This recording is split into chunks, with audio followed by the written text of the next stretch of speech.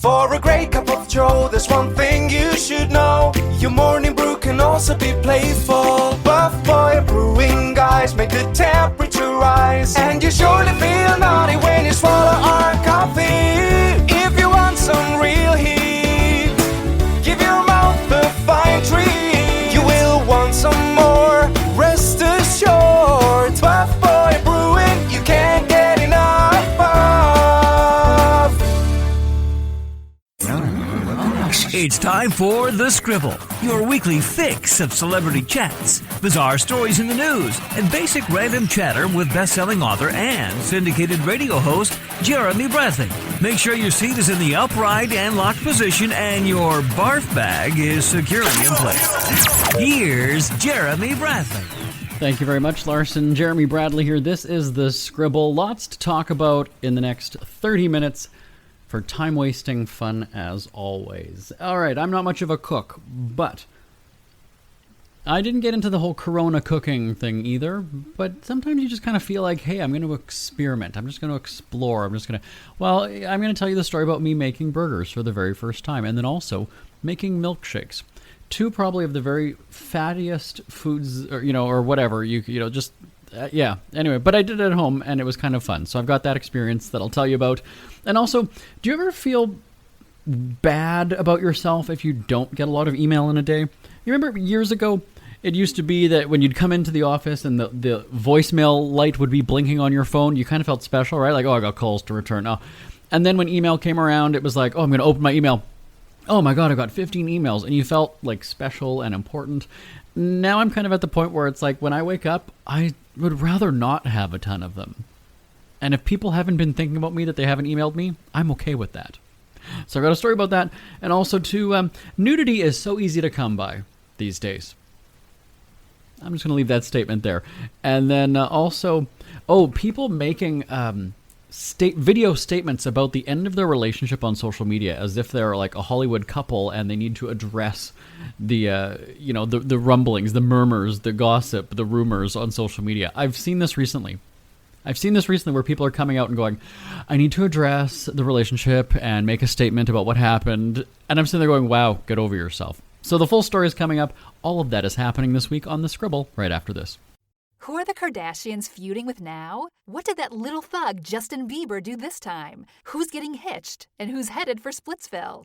Hear the latest celebrity news and gossip every day on Entertainment Wrap-Up. The good, the bad, the ugly, but mostly the ridiculously hilarious. It's all recapped in this daily segment at entertainmentwrapup.com. Have a laugh at the expense of the rich and famous when they take themselves way too seriously. It's 3 minutes of time-wasting fun at entertainmentwrapup.com. Check out Entertainment Wrap-Up at entertainmentwrapup.com. Brought to you by Speak Free Books. Jeremy Bradley here, back on The Scribble. I wasn't one of those people who got into the food trends when Corona hit. Everybody was baking bread for some reason. I never really understood that, because where did this fascination with bread come from? Was it because a virus has struck? There's just better, at least have an obsession with, I guess, pizza in a roundabout way is bread too, but that's not the kind of bread people were making. Nevertheless, I didn't get into it because I'm not much of a cook. I really have no interest in my kitchen. So for me, I sort of dodged that bullet. But do you know what I have found I've done lately is I get a craving. And when I say craving, it's almost just, like the idea. I just have the idea of doing it, of just making something. And so I'm not much of a burger person. If I'm going to a restaurant and it's like, let's say it's a burger joint or whatever, I'm getting a chicken sandwich or chicken burger. I'm not having like the hamburger, beef burger kind of thing. But last summer, I decided to just barbecue. I don't know. I guess I was walking. I had 2 dogs at the time, so I was walking the dogs, smelled somebody barbecuing at lunch or whatever it was, and I was like, you know what? I'm going to make a burger. Okay, here's the deal. I had never eaten a burger, let alone made one.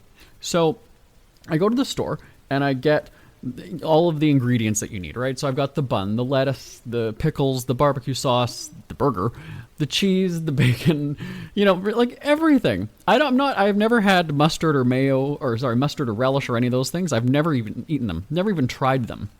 So I didn't get those. None of the condiments except barbecue sauce. And then I realized, like, wow, it was just cheaper to go to Burger King in the parking lot where there's a Burger King in the parking lot of the strip mall. I could have just gone there, got a burger meal for $3 because I did get potatoes as well to make fries. So I kind of looked at that going, Same thing happened the other weekend when out of nowhere, and I don't have a sweet tooth, but out of nowhere I was just like, I want to make a butterscotch milkshake. Now, again, let me just figure this out here. The last time that I had a milkshake, period, years, I haven't. And so then I was like, okay, well, I think I know the basic ingredients for that, right? Ice cream, milk, butterscotch syrup, maybe some butterscotch chips, and that was that. Well, I mean, think about how much that cost, right? I got the big pail, the big bucket of ice cream. The sauce was $4. The chips were $4, and the milk was, not quite $2. But basically, at the end of the day, you look at that and go, well, this was a $10 milkshake. I mean, you can make a bunch of them for that price, so it's not like it was. But if I'm craving just the one, right? Well, here's the issue, was that I kind of had the craving, and I might have had 3 butterscotch milkshakes in one day. Let me tell you, that was the gassiest I have been. I don't know. And it's probably the grossest subject I've ever talked about on this show. It was a very, very gassy day. I don't know. So what happened was I made them in the afternoon. I ordered the groceries on the delivery thing, right? I was going to go to the store myself, but I thought, let me just have somebody bring it to me, because at the store they're going to be judging me. I know the people at the end of the street at the store, so I don't even want to go. They're going to be looking at me like, okay, one of those days, hey? So I just order it. It's anonymous. The guy drops it off at the house. And I made it in the afternoon. I was out cold on the couch. I had fallen asleep for about 2 hours right after. I think it was about 4:30, 5 o'clock. I come to. I didn't wake up. I woke up and I was like, oh, damn, it's already nighttime. Like, okay, great. And then I thought, well, I still had some in the blender, in the freezer. Well, I might as well finish this. It's already made. It's not that it's going to go bad, but I just, there was something saying to finish this. And then I had 2 more milkshakes to end the blender, or to finish the blender by the end of the day. And then that was when just the gassiness started. I thought, holy crap. And then all night, the gurgling of my stomach. Seriously, laying in bed, I was like, this has to end. I don't know what's going on. This is just gurgle, gurgle, gurgle. And it's funny how you enjoy those things in the moment at the time. I guess it's similar to drinking, right? Where you're just like, oh, I'm having a good time. And then you feel it. Well, this wasn't, I didn't have any stomach pains or anything. So it's not like it was a really bad. But it was just like, at any moment, I feel like my ass is going to explode. There you go. See, I couldn't say any of that stuff on the radio show back in the day, right? Now it's podcast, who cares, all bets are off. But tell me if you've had any of these instances where you're like, oh my god, I just want to make what seems to be a simple dish or drink or whatever it is, and now it costs you this. We had that with also the inauguration when I wanted to make red, white, and blue drinks. $80-some at the liquor store just for basically a photo op. And then we did all the pictures for the drinks, and they went right back into the freezer. All of these slushy drinks, I think I had one because we took pictures of me drinking it, and then they just all went into the freezer. Like that, again, it was like a $200 photo op in terms of food, drinks, and everything. And then I'm like, well, that was money well spent. We have these 4 extra large pizzas. Okay, great. Yeah, there we go. Anyway, send me an email, live@jbonair.com. It's never too early to start thinking about your next holiday. Have you checked out Mexico recently? From tequila tasting, swimming with horses, to ziplining through the jungle and watching whales and dolphins in their natural habitat, Puerto Vallarta has it all. Visit mexico.jbonair.com to see all the fun PV has to offer. That's at mexico.jbonair.com for hundreds of photos, interviews, and videos from around the tourist hotspot. Check out mexico.jbonair.com for all the fun. That's mexico.jbonair.com. Jeremy Bradley here, back on the Scribble, and I'm not one who's big into my cell phone. I've even written a book about it, saying put down your damn phone already. So for me, I don't. It's not attached to me. Literally, it's not attached to me. My hip, and so I am very relieved when I wake up in the morning and then I go to my phone. Remember, I don't sleep with my phone. My phone is not in our bedroom. It's on a different floor of the house altogether. I don't allow cell phones in my bedroom, just so we're clear, unless it's a certain designated time. But I noticed that the other day, one of my email addresses wasn't getting a lot of messages. Now, keeping in mind that this is an address that typically would get a lot of spam, there was something that was almost devastating that I was like, I'm not getting a bunch of spam in the morning. And then I sort of felt like, I don't know, disappointed, but I was kind of like, there's something odd. And then I had ordered something from Amazon, and the emails usually go to that address. And so I was like, that's weird. I didn't even get the order confirmation from Amazon, like something's up. And then I get a notification from another, like from the bank or something that just said, we tried emailing you, but it bounced back. And I was like, okay. So I go and I look, and sure enough, I guess the mailbox from like the server end was full. Like it had reached the maximum number of messages, not the file size, but the number of messages. And then I was like, okay, well, that makes sense now as to why. But there was something also so devastating at the same time that I wasn't getting the spam that I would just delete anyway. But then I thought about it. I was like, well, wait a second. I'm guessing then for good, legitimate spammers, they're probably going to see this as, okay, well, this isn't a valid email address anymore because it just keeps bouncing back. So then I thought, this is going to be good. So now, if you just disable your email account for like 4 or 5 days, I'm guessing that's how long this one was out. It wasn't much longer than that. Then that's enough for it to go back to the, the home base of spamming and be like, okay, well, we're just wasting our time, emailing this one if they just keep bouncing back. So when I ended up finding out, okay, well, I've got to clear out some messages to, make room, whatever, I was spam free. I was spam free after that. And again, this isn't anything revolutionary or groundbreaking. I'm sure people have been like, well, yeah, I just create a new email address and I have no more spam. No, I disabled, I didn't do it. The system automatically triggered it because I had too many messages. And that was enough for me anyway. Now, again, keep in mind that I'm not somebody who, I don't have a Gmail address. I don't have a Yahoo. I certainly don't have AOL anymore. I have like a company email address. And we have like a general one for me that's public that, I'll be honest with you, it doesn't come to me. And then I have my actual one that I correspond with people back and forth, legitimate email. And so one of my work email addresses, that was the one that was full. And most people don't really email it anyway, or so I thought. And yeah, so that was enough just to trigger the end of the spam that I would get. I don't know. I mean, I would get maybe 5 messages a day. Like I'm not talking that I was getting dozens and dozens of spam messages. But there was just something, first of all, devastating. Like I said, I was almost sort of disappointed, like, oh my God, I'm not getting any spam anymore. Meanwhile, this is crap I don't even want. And then I was like, hey, this is pretty good. The spamming has stopped because, now again, I'm just saying that's my situation. I'm not telling you that's what's going to make your spam stop, but it certainly helped in my case where I was like, hey, great. And then I was going, because, it gets to a point when you look at your phone and you see that it's blinking email. Like there's some days where you're just like, I'm not getting work emails on a Saturday for the most part or a Sunday, so probably not for me. Probably not. And my work phone, like I've got technically I have 3 cell phones.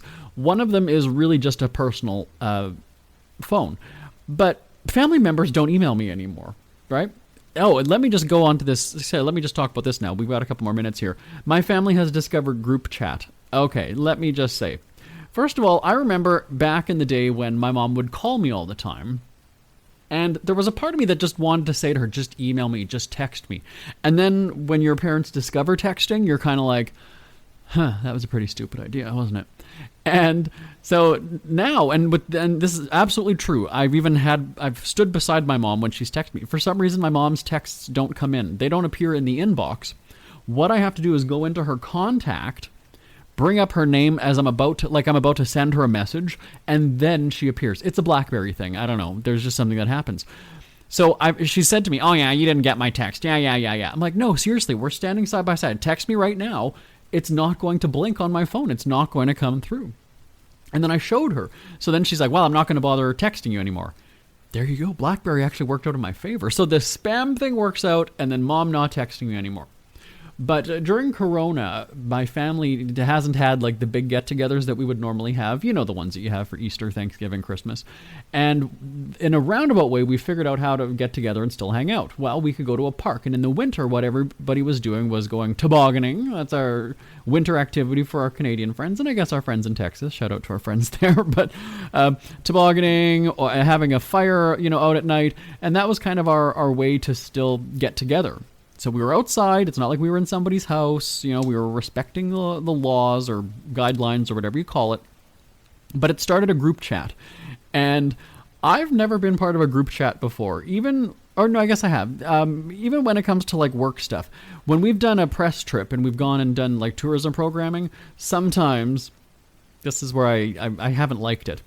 And then people sort of call me a party pooper anyway because I don't participate. But, you know, there'll be a big group chat of from the tourism board and then whoever else is part of it and just says, you know, okay, meeting in the lobby in 10 minutes. And then it's just constant messages back and forth. I don't like doing that. So our family group chat would be, okay, next Friday we're going to do this.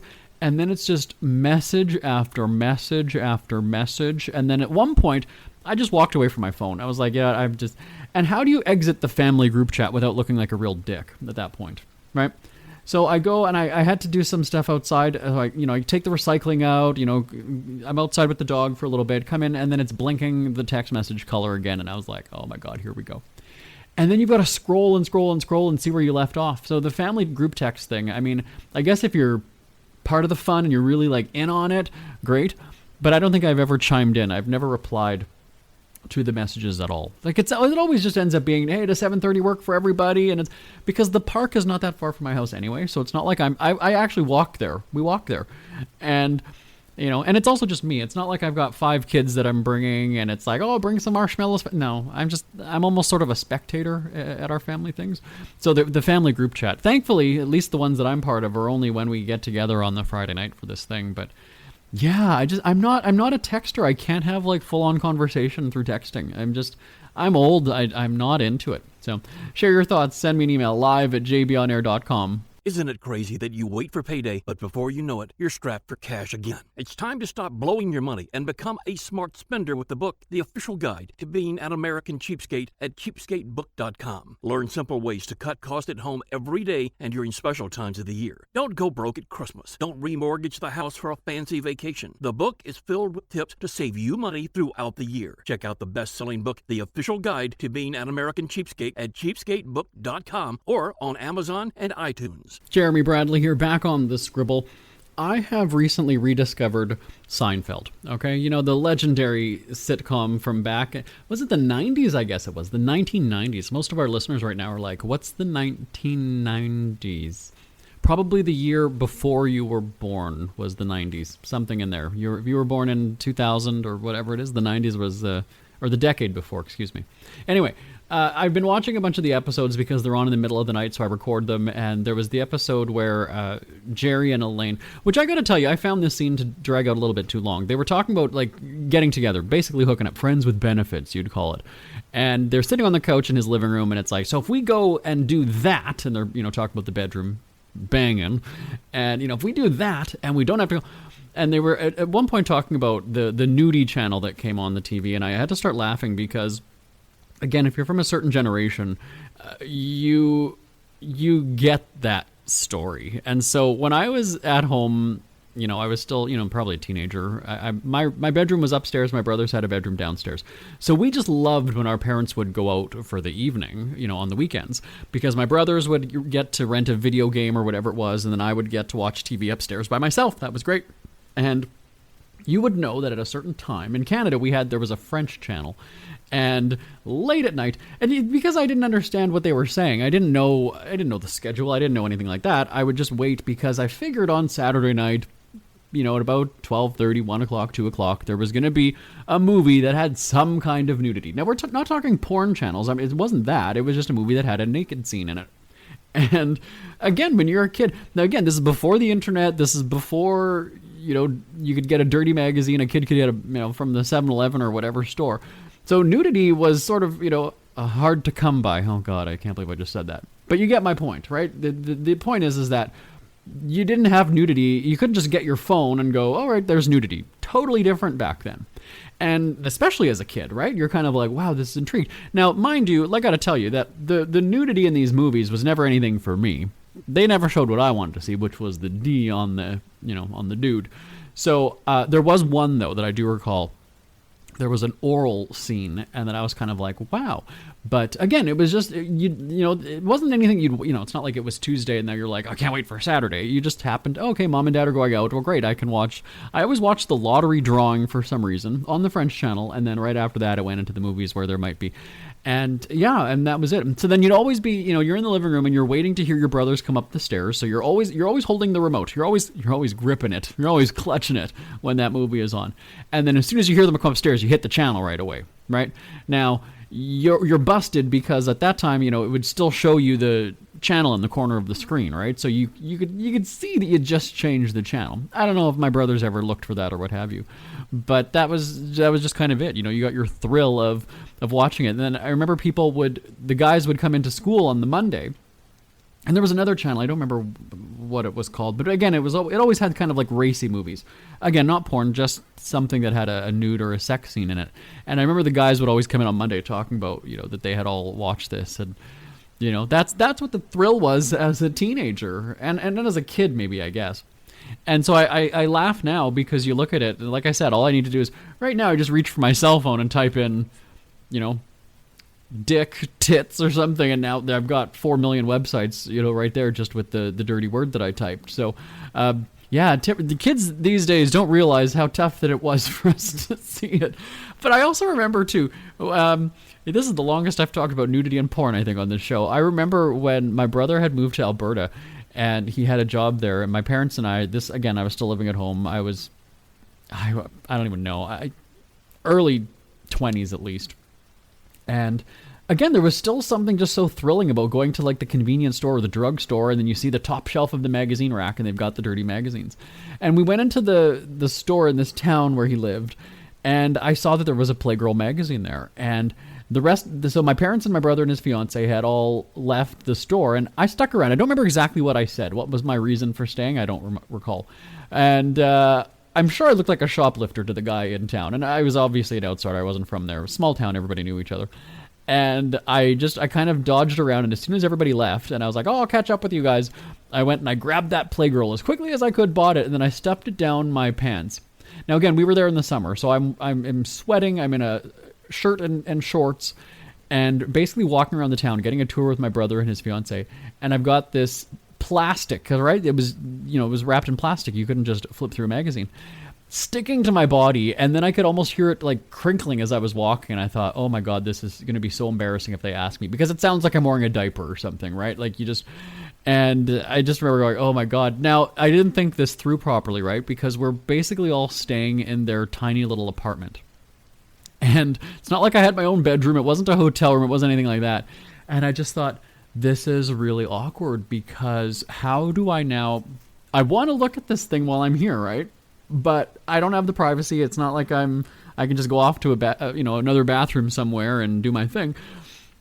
And secondly, how do I get this out of my pants, out of my shorts, off of my body, sticking to my body with the plastic?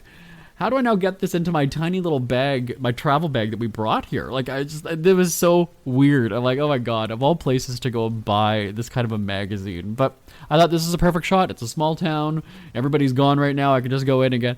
Yeah, so there you are. Anyway, if you have an awkward story like that, because I find that these things are laughable now, right? The things that you do as a kid or as a teenager, and just also how things have changed, how times have changed.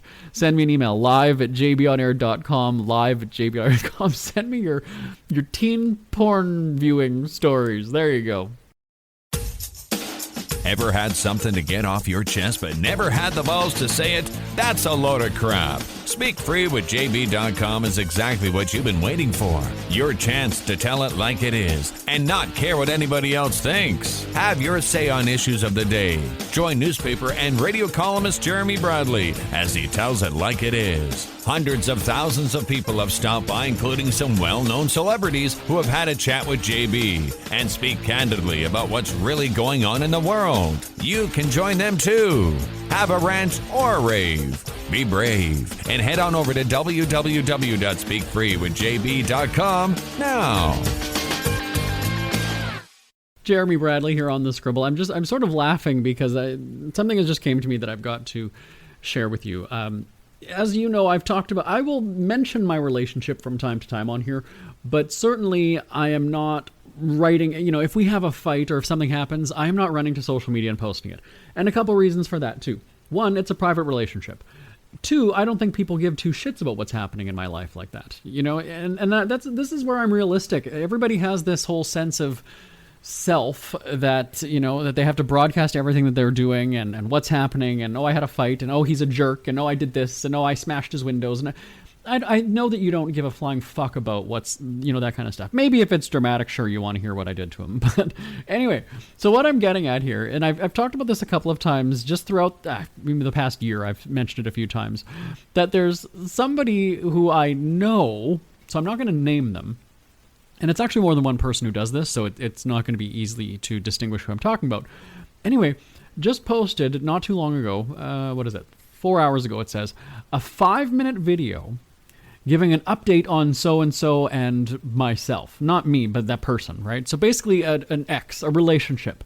And this is a 5-minute statement. This is a video statement going, I know you're all wondering what's happened with so-and-so and me, and, well, here's what happened, because I know that he put out his own statement earlier, and even said the word statement, and I was like, first of all, if you're a Hollywood couple, an A-lister, sure, fine, maybe that's passable. You are an everyday, regular person, just like me, and to feel that you have to put out a statement on social media about your relationship, first of all, get over yourself. Secondly, just send people messages in private. Yes, there was one time or 2 times that I kicked out my man from my house years ago, and very few people knew that story. My brother knew the story. My parents did not know the story. My friend knew the story. But that was about it. I certainly did not run to social media and post it and have to go and say, about kicking out Brazil into the freezing cold in the winter when he did such and such. No. So maybe you have celebrity status amongst your friends in your little group of people there. But why post that publicly? Now, let me just tell you, this is somebody who I know. So when I say that I know, I'm not even going to say friends like we've hung out, we've had a conversation, or anything like that. This is just somebody who maybe you'd call them an acquaintance. I'm not quite sure the terminology nowadays. But they're a friend on Facebook, but still just put out this. I'm almost waiting to hear like a PR person come in, or at the end of the video go and say, and we will have no further comment on this. Like, get over yourself, people. Like, it almost aggravates me because it was a relationship. And here, maybe why you got into this pickle is because you've documented every time he makes dinner for you, or you have a glass of wine together, or, anything like that. Yeah, it's probably embarrassing now when suddenly it's not a lifelong and forever relationship.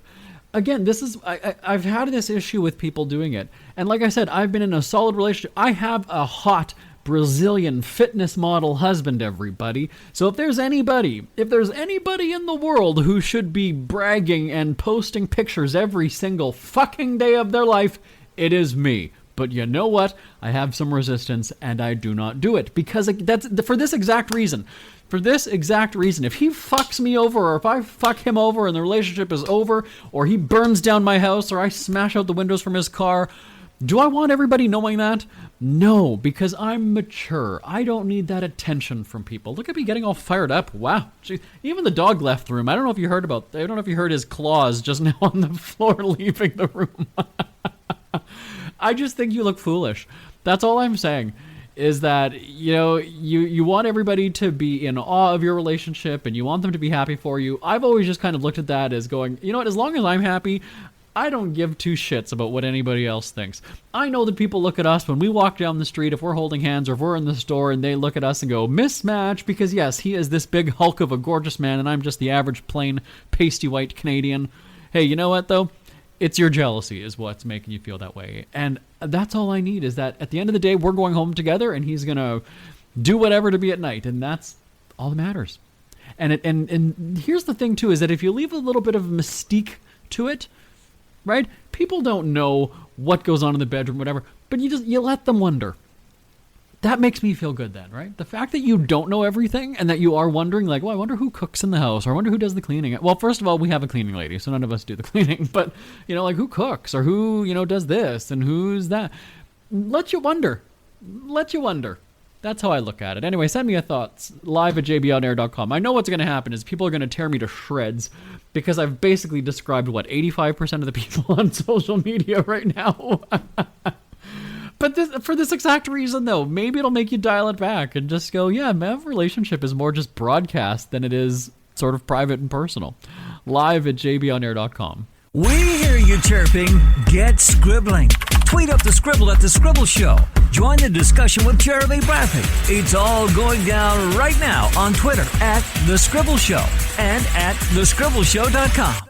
We're out of time. My name is Jeremy Bradley. This is The Scribble. Talk to you same time, same place next week. Happy weekend, everybody. Bye-bye for now. Want more Scribble? Check out thescribbleshow.com for past shows, celebrity interviews, cheapskate tips, and more. That's at thescribbleshow.com and on Twitter at The Scribble Show. The Scribble is a speak-free media presentation. If you want some real heat,